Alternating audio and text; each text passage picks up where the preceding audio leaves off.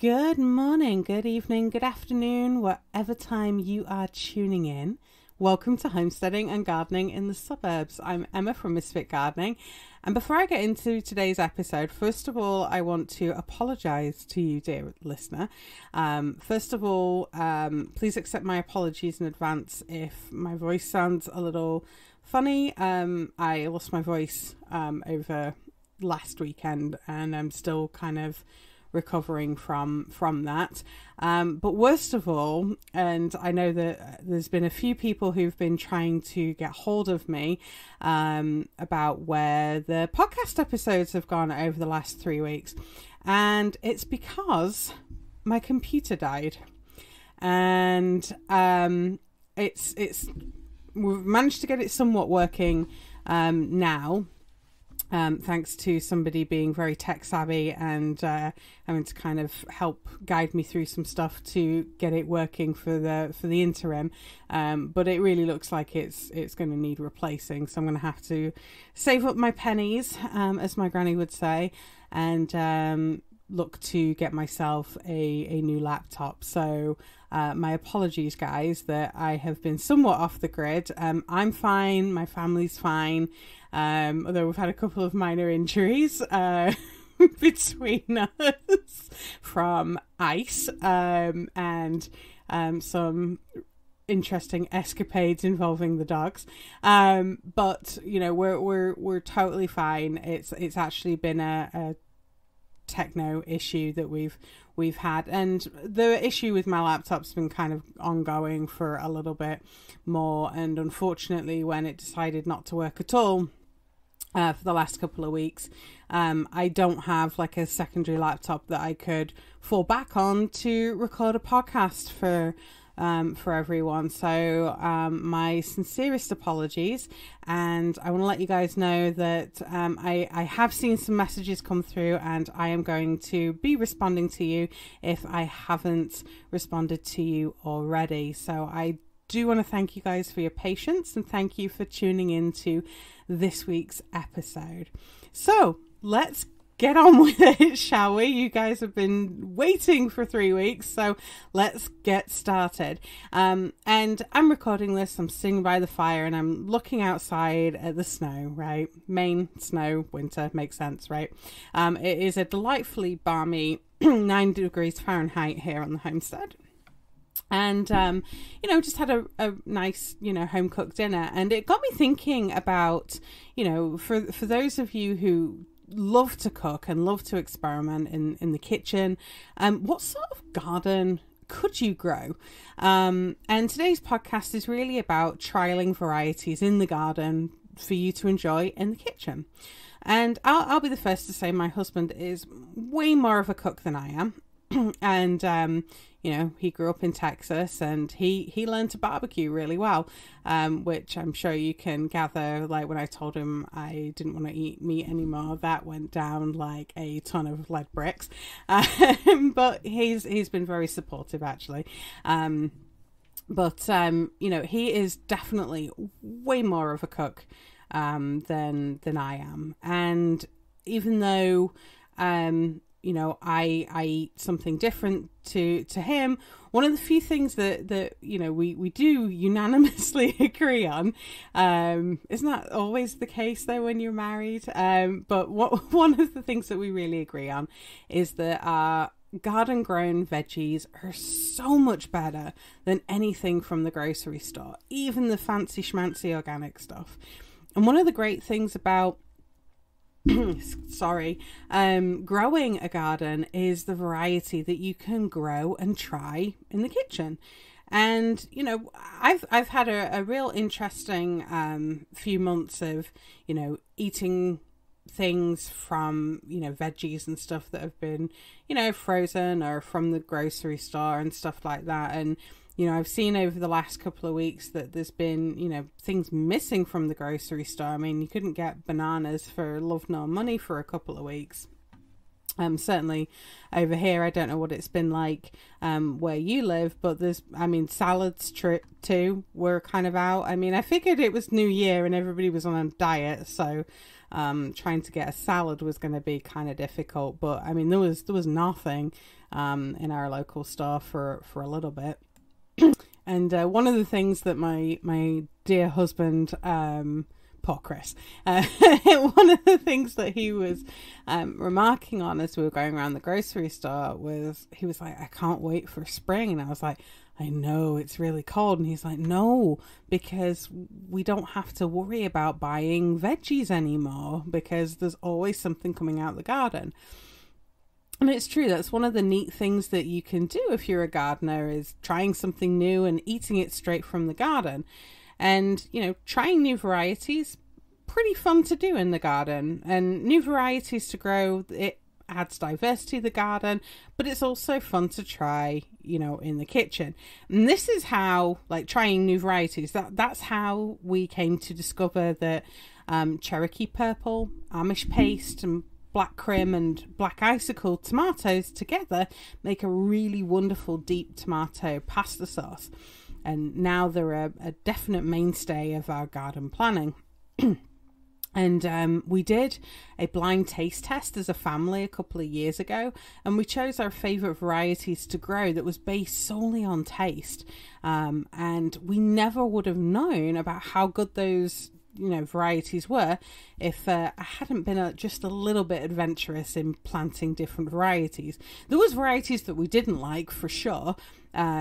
There was a couple of hybrid varieties that I had. Oh gosh, I can't remember the names of them. That Big Boy, something like that. But we did, I mean, none of us liked the taste of those.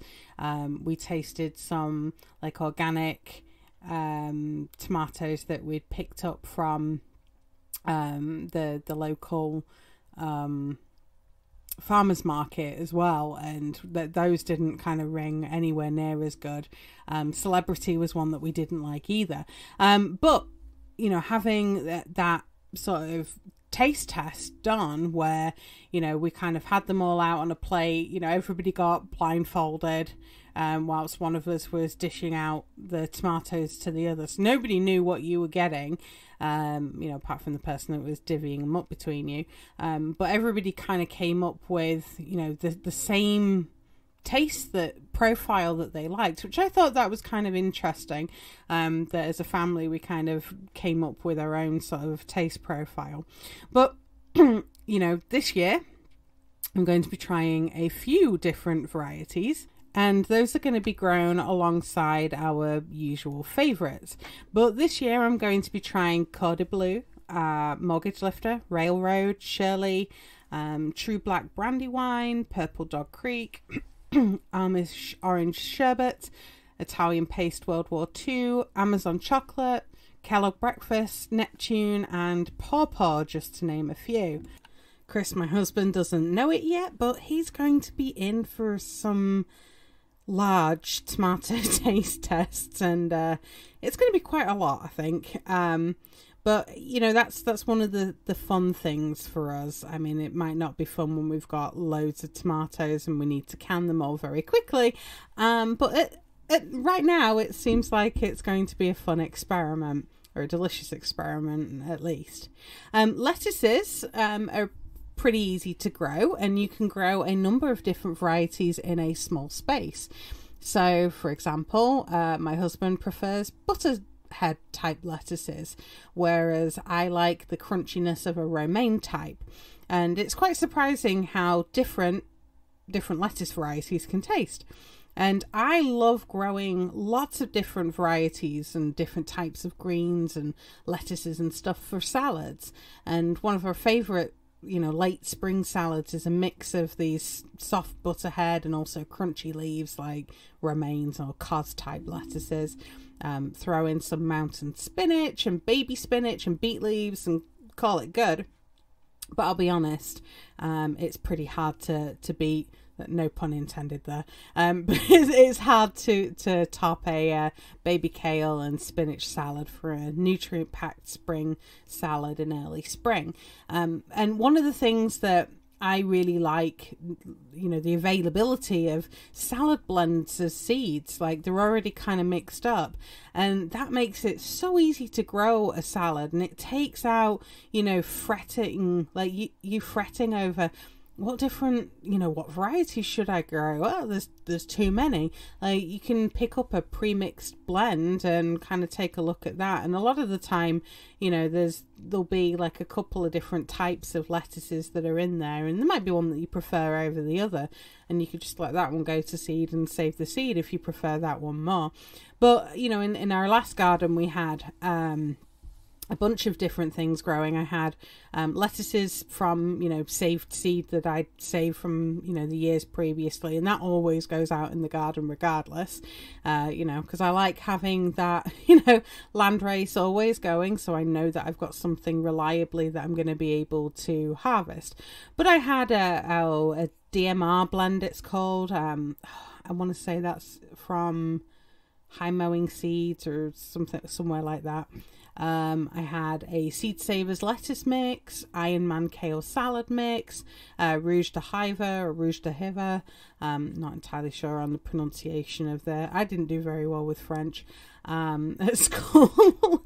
But Winter Density, that's a good early spring or, fall kind of lettuce to grow. Devil's Ear is a fond favourite for both of us. Butter King and Black Seeded Simpson lettuces. This year I've got some Restoration Romaine from Restoration Seeds, and I'm pretty excited about growing that. But I've also got an interestingly named a ruffled variety called Hyper Red Rumple Waved. Try saying that when you've had a couple of drinks to throw in the mix as well. So that's going to be quite exciting. And lettuce is one of those plants where you can try a bunch of different varieties in one growing season. So if you sow one variety and then 2 weeks later sow a different variety, and then 2 weeks later you sow a different one, like, you can make use of successional sowing and trying something different. So let's talk about an example for that, so I haven't lost you completely. So let's say that you love flashy trout's back romaine lettuce, right? You sow that at the beginning of the growing season in early spring, so that would be April 30th for me.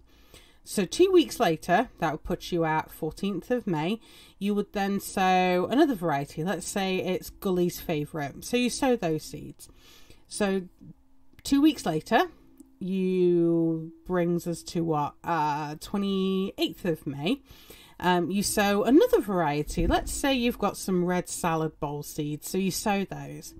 And then 2 weeks after that, that puts us on 11th of June. Sorry, I'm looking at my calendar as I'm recording this. So if my math's right, and it might not be, but around 11th of June, you would sow some others. So let's say you decide to sow some more of your favourites. So let's sow some more Flashy Trout's back romaine. And then 2 weeks later, puts us in around 25th of June, you'll sow some Helvius romaine lettuce. Okay, so now you've not only extended your lettuce growing to have more harvests, because as those plants you started back in the end of April, they're going to be starting to be ready for harvesting from around the 29th of June. That's based on a 60 days to maturity, right, for your seeds. But you've also been able to grow more varieties. Now you can of course mix it up. You could sow more of your flashy trout romaine, or sow that favourite with a few seeds of a new variety if you're not sure if you're going to like it. Or you could just sow the whole new variety, in that successional sowing period. Whatever works for you and for your garden. Remember, there's no one who gardens like you. There's no one who has a garden like you, right? Your own microclimate's going to be very different even from the person next door. And there's as many ways to garden as there are people on planet Earth. So you do you, my friend, and what works for your garden. I like a lot of diversity. I like a lot of successional sowing, so I'll, sow different things. I hate to be bored, in the garden, so I always like to grow something that looks a little different, right? Because it's always kind of fun to see things coming up, and I'd like to walk around the garden and kind of make notes on some of these things of what looks good, what doesn't.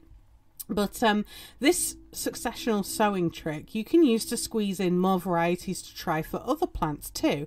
So you could try it for carrots, spring onions or scallions or green onions, whatever you call them, radishes, spinach, kale, chard, peas, mitsuna, tatsoi, bok choy, mustard, cilantro, beets, turnips and broccoli rabe, all of which are really great early spring veggies and herbs to grow. So if you've been kind of thinking that you want to try some other varieties and maybe you're kind of talking yourself out that you don't quite have enough space, well, if you're going to be successional sowing in your garden, that's your way to get some more variety in there and try something new for the kitchen. But having a garden often means that we try to do more in the kitchen with what's ready in the garden or what we already have. So, maybe we'll kind of, we won't get so worried about if, a couple of leaves have had a bit of a nibble here and there, from a bug or something. We'll try and use as much as we can, of that plant or of that harvest, so we're not wasting as much. But one of the things that I think is kind of fun is to try to challenge yourself to make one meal a week totally from the garden with whatever's ready to harvest. Granted, if you were, in the northern states right now and you're under a couple of feet of snow, might not be something that you're able to do right now. But, in the growing season, it might be kind of a fun challenge to do. You might have to get creative, but I would love to see what you guys come up with from, a meal straight from the garden in the Facebook group. So please share what some of those are and let me know. And, the weekly trip to the allotment plot when I lived in the UK was one of my favourite things on the weekend. Not just because, I love to garden, but taking some basic ingredients like an egg or a little olive oil, a cup of oats for oatmeal maybe, a flask of tea, obviously. But, I'd take them, a little camp stove, a little mess tin to cook with that I had back in cadets. But I headed off to the allotments with the doggies and, I would try to make breakfast from the plot using whatever was ready to harvest. It might have been, oatmeal with rhubarb, or maybe it was like crepes or pancakes with some blackcurrant sauce, or maybe it was a spring onion omelette. I drew the line at Brussels sprouts. Was not going to be doing anything with those. And I definitely never got to eat any carrots though, because my beloved Border Collie Sparky, he's the first to sniff those out that are ready and the ones that taste good, and he pulls them up and helped himself. He's done that since he was little, and at 17 years old now, he still does it. I say that he's down by my feet, just chilling out. He's had a hard day today. He ran after a fox that he found and then got stuck in the snow. Poor old boy he is. But I digress. So that was kind of fun, like trying to cook things with what you have available. But that's also kind of brings me back to, having that successional sowing capability means that you're going to have a steady harvest available. So you're going to have things that are going to be ready over a period of number of weeks. It's not all going to be ready all at once. You're going to be able to kind of space your harvest out and extend that harvest season. And that's always a useful skill to be practicing in the garden. Now I want to talk about an experiment that we did about winter squashes a few years ago. And if you probably haven't guessed by now, but squashes are probably one of my favourite things to grow in the garden. And, here in America, the sheer variety of squashes and beans available, oh my gosh, like I'm in heaven. There's just so many, and I want to try growing them all because there's so many different things and they all look really pretty and interesting. And now I've got a bit more land. I'm really trying to rein myself in on not growing them all because we will end up with loads of squashes and I don't know what to do with them all. But a few years ago, back in Utah, we decided to do a bit of an experiment on winter squashes. So we knew that we liked and used spaghetti squash on a regular basis. So we grew that because we knew it was something that we ate, on a fairly regular basis, right? It's kind of nice to switch out, pasta sometimes, like spaghetti for, spaghetti squash. So we grew a couple of spaghetti squash plants. We also grew a variety called Table Queen, which is an acorn type of squash. We also grew Burgess Buttercup, which is a softer, more fibrous type of flesh. We grew Ute, which has a similar texture to the Buttercup squash. It kind of has that sort of dumpling kind of look. And then on the bottom of the squash, there's like a rosette, I guess. So there's like a circular bit that kind of descends a little more. And those are always very interesting to grow and see. And then we had Winter Luxury Pie and Marina di Chioggia. We also grew Waltham Butternut.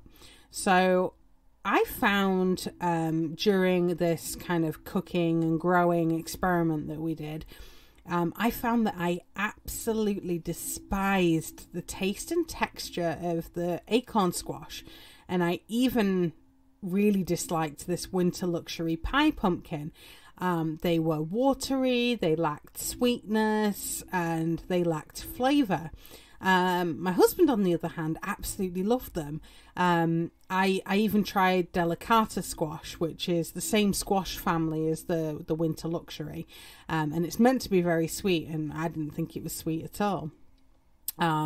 So these varieties, as well as the vegetable spaghetti, the Table Queen, acorn squash, the delicata, they're all part of the Cucurbita pepo family. And I know I've talked about the squash families before on the podcast, but the Cucurbita pepo is a pretty large family. It has even large Halloween pumpkins in it, like Howden and Connecticut Field, and summer squashes like the patty pan squashes, zucchini, marrows, and those kind of things.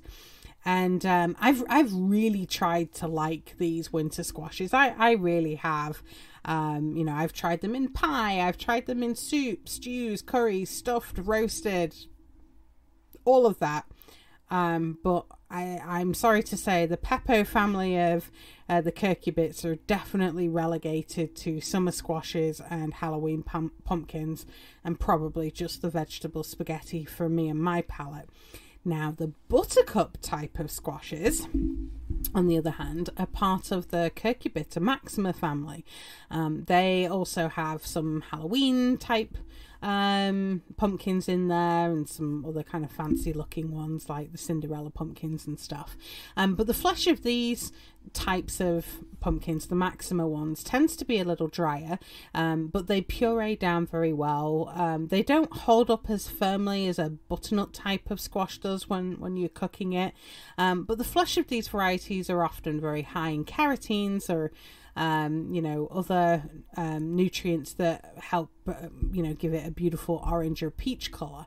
And I find these varieties more flavourful and versatile in the kitchen, from making things like Sardinian thipulas, or roasting with garlic, rosemary and chili flakes and olive oil. I'm making myself hungry now. My favourite of the Maximas, though, has to be the Marina di Chioggia, the Italian sea pumpkin. Green and warty on the outside, but oh, so delicious on the inside.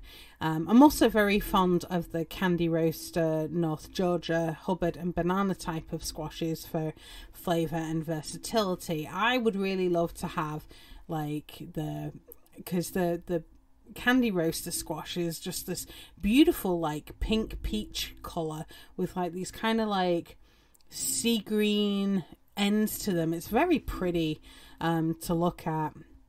And there's just a lot of like diversity within the Cucurbita maxima family. So I always like to grow something from that family just because it looks pretty. But I'm even more surprised when it comes to eating them of just how interesting the flavour are.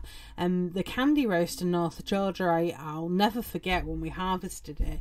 And I was cutting it up in the kitchen, and I was turning it into some chutney actually, and my husband walked in and he's like, "Did you buy a melon? Like, are you cooking a melon or something?" I was like, "No, it's a squash." And it just, I mean, it was really pretty delicious. And even the dog was, I mean, Sparky loves melon at the best of times, but even he was sat there like, "Hey, you want to share some of that? I've been a very good boy." Because it had very like fragrant smell to it. So if you're interested, that would be one for you to try in the garden. Butternut type of squashes, on the other hand, belong to the Cucurbita moschata family. These are the most long-lasting in storage of all of the squashes. Waltham Butternut, honestly, was always really hit and miss for me to grow in the garden in Utah. I had way more success with orange butternut, which has a very dark orange flesh on the inside. Also Pennsylvania Dutch crookneck and Canada crookneck is a similar variety there. Those grew pretty well, and quite surprisingly, the large Italian heirloom Lunga di Napoli grew incredibly well for me. These squashes, they have this very characteristic deep orange flesh, thanks to lots of phytonutrients like carotenes and stuff that's there. They work really well in lots of different dishes, although butternut squash and sweet potato soup with chili is my winter go-to in the kitchen. So how would you trial squashes? Well, just like we did, you could grow something that you already like and try varieties that look similar. So let's take vegetable spaghetti. You like that one. So you could grow that along with trialing salmon kabocha or kabocha. Also known as the kimchi squash, which look very similar to the skinny golden noodles of vegetable spaghetti. You could also try another squash in the same Cucurbita pepo family like we did. Maybe try delicata squash along with your vegetable spaghetti. Same family, but looks different and has a different taste and texture. So if you like vegetable spaghetti, let's say, and let's say that you never knew that there were other families of squash, you could try adding one from the Cucurbita maxima family and maybe a Cucurbita moschata squash family to your garden to grow alongside your trusty vegetable spaghetti. They won't cross-pollinate, so you can save the seeds and keep them true to the parent plant and grow them again the following season. So, for example, you could grow vegetable spaghetti, Blue Hubbard, which is a maxima variety, and a Canada crookneck, which is your moschata variety. Or you could do Lower Salmon River, which is a maxima variety, and Musky de Provence, or Provence, Musky de Provence, maybe. A moschata variety. I am terrible at naming these things. Maybe that's why I prefer doing landrace varieties. Like, I don't have to keep butchering the pronunciation of the heirloom varieties. Either way, if you're growing squashes, growing the 3 squash families is adding a lot more diversity to the garden, and also it gives you a greater opportunity to save seeds from things, because if you're worried about things crossing and you want to keep these heirloom varieties true to type, which is totally fine, you can do that without the worry of them cross-pollinating each other. But let's talk about what sort of notes you should keep if you're trialing new varieties, because I don't want to bore you completely in this episode of, some of the things that we've tried growing together and, the varieties that we've preferred over the other. you know, it's really down to experimenting yourself in the garden and trying stuff. So I decided to flip through my own garden journal to see what notes I'd taken. So the first thing that I make a note of, obviously, is the variety that I'm trialing. But I make a note of when I started the seeds, when I transplanted them into the garden. I make notes of where the new varieties are growing, because, you know, if for instance, your, you know, nicely made labels get blown away or moved or whatever, at least you have a backup, you know, note of where something was put. So I always make a note of, you know, where things are, and I number the beds that I create. I have kind of like a numbering system and a diagram that I drew, just a little sketch. Bed 1, bed 2, bed 3, bed 4, you know, just because it makes it easier for rotations and stuff like that. I know what's growing and where. I also like to put in anecdotes about how well they grew, like my note from 25th of June 2017, painted mountain corn growing the best so far. That's all I wrote. Like, did that mean it was growing taller, greener? Was it more sturdy? Like, I didn't make any other note other than painted mountain corn growing the best so far. But I also take notes about signs of stress or disease. For example, 17th of September 2017, blossom end rot has ruined all buttercup plants in bed 8. Or 8th of August 2018, powdery mildew has spread to the squashes in beds 3, 4, 5 and 9. So that's handy to know, because if you start to see when you're reviewing back through your notes that you keep getting issues of diseases, those similar diseases in the same beds, it might be time to have a look. Are you growing something similar? Are you growing things that are susceptible? Are you, you know, do you have a certain way that those beds are getting watered? Those beds in particular in my last garden were right next to an overhead sprinkler, so they were getting a lot of you know, water on them, which was perpetuating the mildew problems. What else do I write in my notebook when trialing new varieties? I write when plants start to flower or when they're setting baby fruits. So for example, 12th of July 2018, Homestead and Cherokee purple tomatoes setting fruits. I'll also add in things like yields about different varieties, and your yields need not be weights or anything. You could make a note of bunches or numbers of fruits if that's easier, because you've only got a small quantity. But if of course you're growing commercially, then obviously you need to follow, you know, weights and measures that are required in the area that you're growing for commercial and for sale.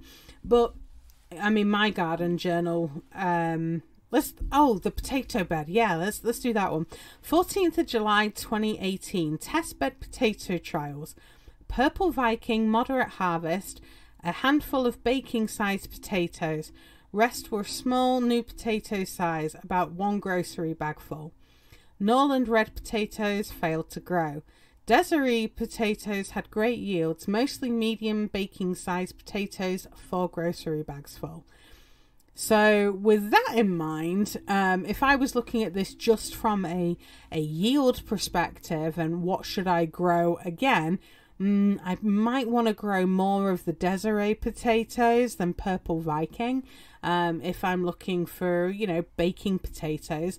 And I'm probably not going to try Norland red potatoes again in my garden because, you know, none of them grew. So it helps you make kind of informed choices about those kind of things. But lastly, one of the things that I make in my garden journal, and I know it doesn't necessarily make sense it being in a garden journal, but I'll make notes about the taste. So I know when it comes to landrace seed saving and planning, you know, I'm putting my tastiest vegetables out to grow again the next year, and those are the ones that I'm saving seed from. So it does kind of help to put some notes in there. There's quite a lot that I wrote last year about the melons that I had been growing and the various kind of anecdotes about that. Like one was more fresher tasting. The other one was kind of sweet and had a soft texture. So depending on, you know, what our preferences were for growing a squash, maybe I'll sow more seeds of one than the other.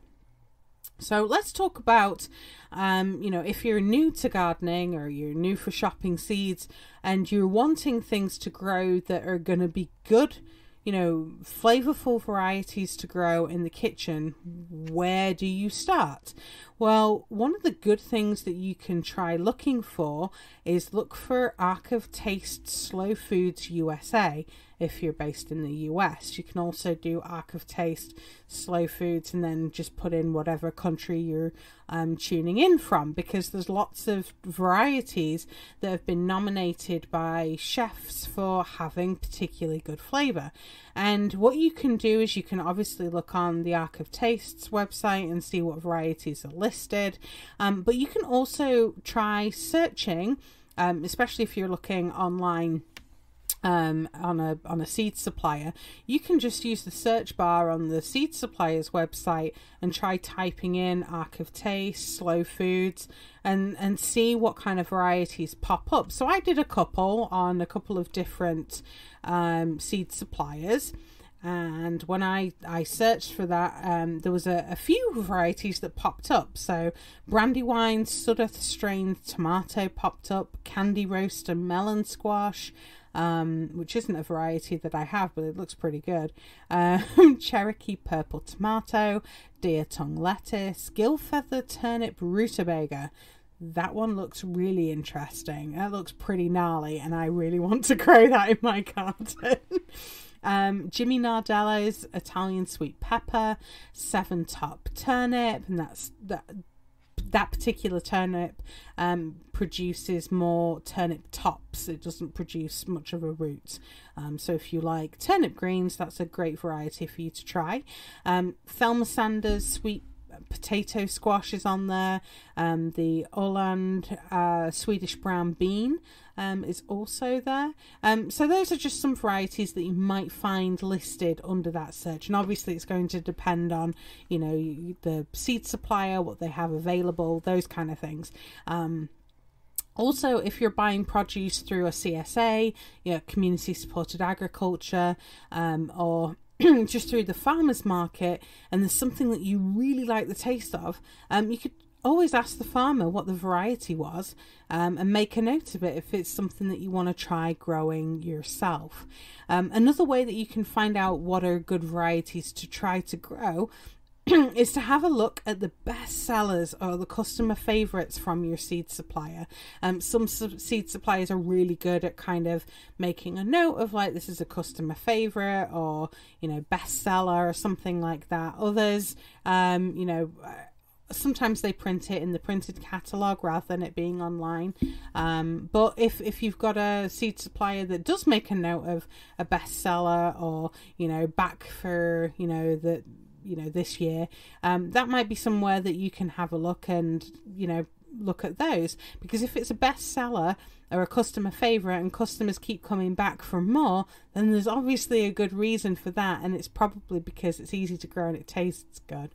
So I want to know from you, what are your tastiest vegetable or fruit varieties to grow? Help another gardener out and share your favorites over in the Facebook group. Until next time, I hope your garden grows beautifully. Stay safe out there, and I'll see you next week.